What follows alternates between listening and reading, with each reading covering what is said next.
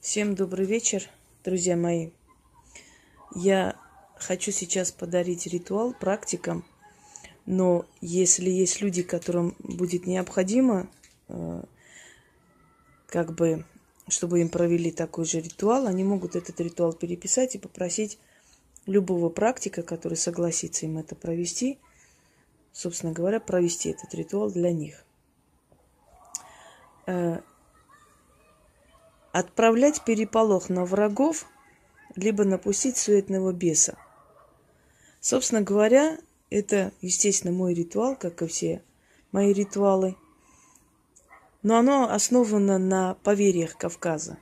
У нас, когда человек начинает нести ерунду, ахинею, какую-то ересь, говорят, в нем как бес переполох поселился. То есть человек, который сам не знает, что несет. То есть он взъерошенный такой весь, считает, что он делает хорошее дело, но на самом деле он абсолютно подвластен той силе, которая им завладела.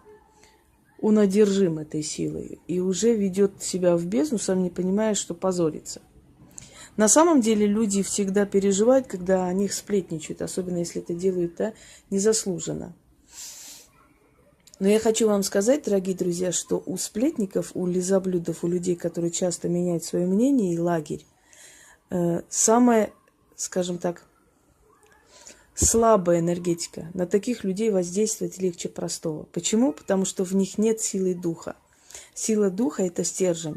Когда человек остается при своем мнении много лет, когда очень тяжело его переломить. Если помните, древние христиане, которых кидали ко львам, покорно шли на смерть, на очень жуткую смерть. Я думаю, что каждого из нас, если сейчас поставить перед выбором, отреклись бы, наверное, от всего, лишь бы так не умереть. Я не знаю, хватило бы силы духа поступить так же, как те люди. Но те люди так поступали. У них хватало силы духа, у них была стержень. А значит, на таких людей не так легко влиять. Если человек верен своим начинаниям, если человек верен своему мнению, если даже человек уходит от вас из вашей жизни, и потом не гадит вам в жизни, этого человека отпускайте спокойнее. У него все нормально, у вас все нормально. Бывает период дружбы, бывает срок у дружбы, бывает дружба на всю жизнь, бывает дружба на некоторое время. В любом случае, если человек достойно уходит, не хочет, закончилось его желание, закончился его интерес к вам и ваш интерес к нему. Это достойный уход, так должно быть. Но когда человек очень часто меняет свое мнение, скажем, месяц назад может сказать, что любит, обожает вас как источника знаний, через месяц совсем иное поет и прочее, прочее. Такие люди, они абсолютно неустойчивые. Друзья мои, у них настолько слабая энергия, у них настолько неустойчивая энергия и неустойчивый внутренний мир и подсознание, что на них влиять самая легкая задача просто. Потому что, еще раз повторяю, потому что сила духа, верность своим принципам и прочее, есть стержень человека, внутри человека. Такой человек, который все время меняет с каждым ветром, знаете, в направлении этого ветра дует, этот человек абсолютно неустойчив. Поэтому, когда о вас начинает говорить глупости и гадости, на самом деле черный пиар – это отлично, потому что, я еще раз вам говорю, звезды заказывают этот черный пиар и скандалы, а вам это предоставляется бесплатно. Но в любом случае вы можете этим процессом руководить. Знаете, такое, если ты не можешь закончить, значит, безобразие, значит, стань во главе и руководи этим безобразием. Очень часто этим безобразием я руковожу, такое есть. Но сейчас я хочу вам показать, как можно это безобразие настолько обезобразить, что все эти безобразные обезображатся просто до безобразности. Позорить их. Это когда люди день и ночь просто одержимы тобой. Когда уже со стороны все замечают, что у них с головой, с крышей уже не в порядке что-то, что у них крыша течет, просто очень интенсивно. И когда эти люди настолько обезумевают от своей страсти, желания писать и говорить, раньше говорили, сейчас есть возможность писать, и они позорятся, они просто уже одержимы тобой, и ты ими руководишь, ты на них наводишь мороку. Ты ими руководишь. Сейчас я покажу, как надо руководить ими. Это только для практиков. Но я еще раз повторяю, если есть желающие, они могут попросить практиков это сделать. Нужна черная свеча.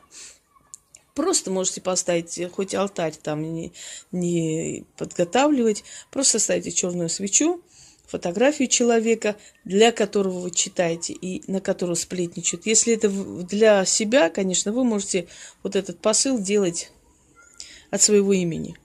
Если человек к вам пришел, естественно, сажайте возле этой черной свечи и над его головой это начитываете.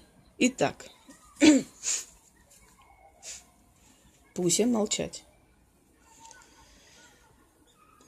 Без переполох, без суетный, да без оморочный. Выкликаю вас, призываю вас на черный дым.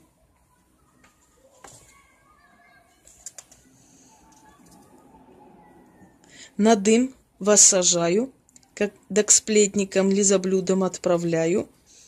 С дымом слетайтесь, их находите, их речи спутайте, мороку напустите, пусть день и ночь не знают они покоя, языками чешут, да все в суету, да все в пустоту. Пусть болеют мной, да сходят с ума, речи их суетные, да народу насмех. Путай без переполох их мысли, покой отними, без суетной речи их сделай суетными, да позорными народу насмех. Без обморочный напусти мороку, да сведи с ума, день и ночь их язык пусть несет путаницу. На веревке своей веду вас, как телят, мной заболейте разумом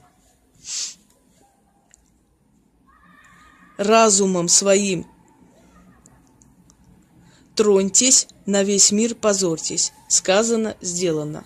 Телефон там зазвучал, меня отвлек, поэтому надо все отключать. Читайте это 13 раз. Я сейчас отключу и еще 12 раз начитаю. И потом вы увидите такой процесс, что просто, не передать словами. Реально заболеют тобой. То, что они сейчас болеют, это еще цветочки. Они заболевают тобой, они сутками сидят там. Самое смешное, что настолько уже глупости несут эти люди, потому что они нищие духом. Умный человек такого не делает. Вот. Настолько несут эти глупости, что в конце концов они сами запутываются в том, что сказали вчера, что сегодня. То есть народу насмех. Ты из них делаешь клоунов, шутов, которые позорятся. Вот так и будет. Так что это очень полезный ритуал. А вот результат, я думаю, что в ближайшие дни мы просто увидим это воочию. Всем удачи!